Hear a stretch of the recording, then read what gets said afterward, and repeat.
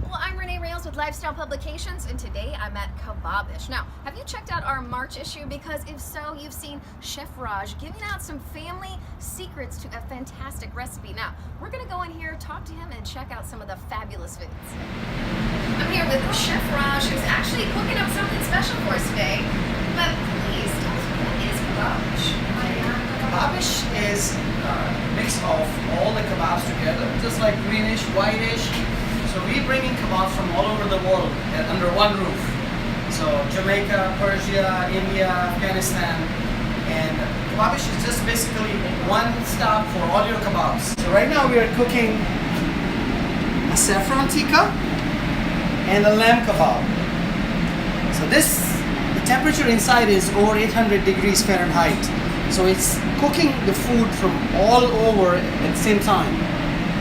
It cooks it fast, within 7 to 8 minutes. I can have this ready for you guys. And it's cooked fresh. Tastes better, keeps it very juicy. Kabob-ish, you can pick any type of rice you like with pita bread, choice of salad.